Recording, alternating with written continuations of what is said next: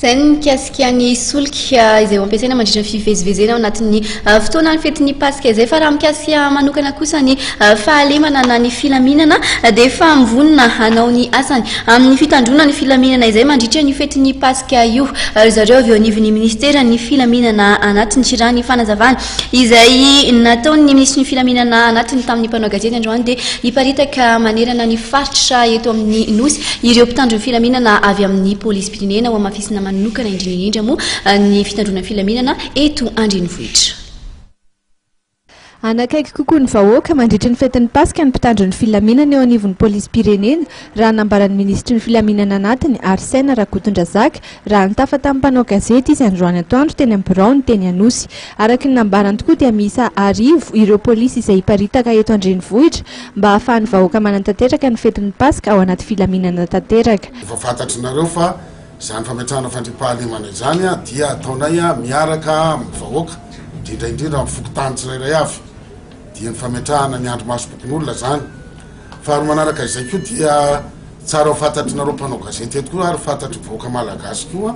fa indrindra ny eto Antananarivo fa dia miara-miasa tanteraka amin'ny commune urbaine Antananarivo ihany koa zay amin'ny fametrahana zay resaka fandriam-pahalemana izay. Ao anatin'ny fankalazana ny fetin'ny paska araky ny voalazako teo dia misy zany hetsika lehibe zay ataony ato amin'ny ministeran'ny filaminana anatiny dia ny fanapariahana nyreo mpitandro ny filaminana any amin'ny toerana maro isan-karazany mba ahafahana hankalazain'ny vahoaka zany indrindra ny mpino ny fetin'ny paska. Ka manomboka andro any zany dia efa ho hitanareo any amin'ny toerana tsirairay avy any indrindra any amin'ny toeram-pivavahana ny polisy zay mandeha par groupe zany hiassuré na hanatanteraka ny fitandrona ny filaminana amin'ireny toeram-pivavahana ireny. Torak'izany koa ny raha-pitsozoma ary mandritra ny fankalazana ny fetin'ny paska moa sy ny lundi de Pâques dia handeha hanatevina ny fandriam-pahalemana ihany koa ny polisy na ny mpitandro filaminana zany zay ho ambany fehezanay ka dia ho hitanareo eny amin'ny toerana malalaka rehetrarehetra eny izy ho hitanareo ihany koa eny amin'ny arabe mba andamina tsara sy ampirindra tsara ny famoivozana ary koa andamina ihany koa ny fankalazana ny fety isan-karazany. Eo moa dia tsara ho marina fa misy le embouteillage na ny fitohanana mandritra ny fankalazana ny fety ireny indrindra amin'ny fandehanan'ny olona maraina sy ny hariva ny lundi de Pâques. Ka amin'izay fotoana zay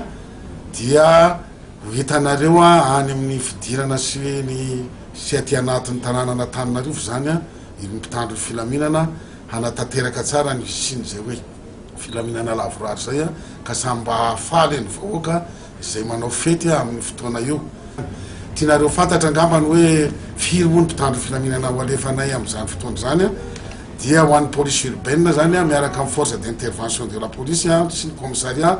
dia mahatratra eo amin'ny arivo zany mifanaretsaka amin'ny tanàna Antananarivo.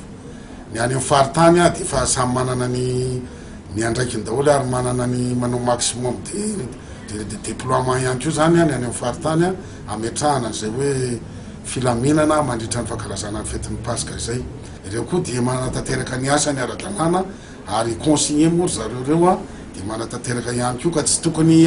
vahoaka hoe hisy olona avy any raha sendra misy problème any amin'ny any na misy fandikan-dalàna dia tokony tsy ireo fa tokony hatokony polisy ary hiantsony 017 na ny 227 35